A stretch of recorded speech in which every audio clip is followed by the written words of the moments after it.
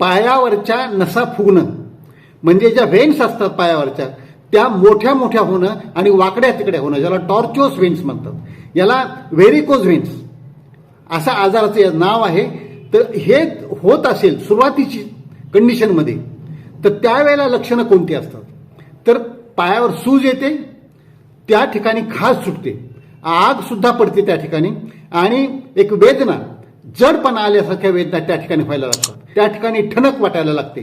जसं जसं हा आजार पुढे जाईल त्या प्रमाणात तिथं त्या व्यक्तीला बेचैनी पण वाटायला लागते, आणि काही दिवसानंतर त्या ठिकाणी डार्क पिगमेंटेशन म्हणजे काळे काळे स्पॉट तिथं आल्यासारखे, कण जमा झाल्यासारखे होतात, आणि बऱ्याच वेळेला त्या ठिकाणी जखम होऊ शकते.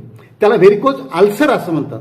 ही जखम कशानेच बरी होत नसते लवकर, आणि अशा व्यक्तीच्या पिंढऱ्या मोठ्या झाल्यासारख्या दिसतात, पायावर तर सूज असतेच, आणि वेन्स पण मोठ्या मोठ्या झालेल्या, वाकड्या तिकड्या झालेल्या दिसून येत असतात.